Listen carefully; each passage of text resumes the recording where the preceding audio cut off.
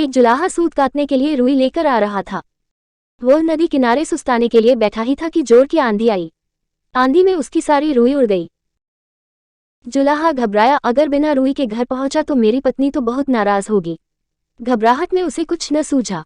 उसने सोचा, यही बोल दूंगा फुरफुर। और वह फुरफुर बोलता जा रहा था। आगे एक चिड़ीमार पक्षी पकड़ रहा था। जुलाहे की फुरफुर सुनकर सारे पक्षी उड़ गए। चिड़ीमार को बहुत गुस्सा आया। वह जुलाहे पर बहुत चिल्लाया, तुमने मुझे बर्बाद कर दिया।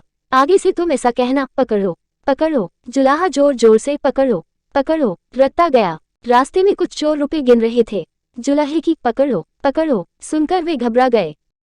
फिर उन्होंने देखा कि अकेला जुलाहा ही चला आ रहा था। चोरों ने उसे पकड़ा और घूरते हुए कहा, यह क्या बक रहे हो? हमें मरवाने का इरादा है क्या? तुम्हें कहना चाहिए, इसको रखो, ढेरों लाओ, समझे? जुलाहा यही कहता हुआ आगे बढ़ गया, इसको रखो, ढेरों लाओ। जब वह शमशान के पास से गुजर रहा था तो वहां गांव वाले शवों को जला रहे थे। उस गांव में हैजा फैला हुआ था। लोगों ने जुलाहे को कहते सुना, इसको रखो, ढेरों लाओ। तब उन्हें बड़ा गुस्सा आया। वे चिल्लाए, तुम्हें शर्म नहीं आती है? हमारे गांव में इतना भारी दुख फैला है और तुम ऐसा बकते हो। तुम्हें कहना चाहिए, यह तो बड़े दुख की बात है। जुलाहा शर्म से पाया। वह यही रटता हुआ आगे बढ़ने लगा, यह तो बड़े दुख की बात है। कुछ देर बाद वह एक बारात के पास से गुजरा।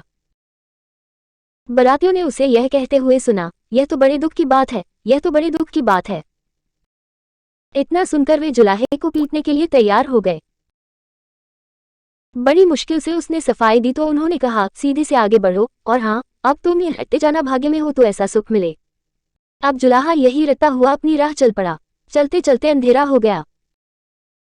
घर से निकलते समय उसकी पत्नी ने उससे यही कहा था कि जहां रात हो जाए वहीं सो जाना। जुलाहा थक भी गया था, वह वहां सो गया। अगले दिन जब सुबह उसके मुंह पर पानी पड़ा तब जुलाहा हड़बड़ा कर उठा। आंखें खोली तो देखता ही रह गया, यह तो उसी का घर था और अभी अभी उसकी पत्नी ने ही उस पर पानी फेंका था। जुलाहे के मुंह से निकला, भाग्य में हो तो ऐसा सुख मिले। यदि कहानी पसंद हो तो चैनल को सब्सक्राइब और वीडियो को लाइक करें।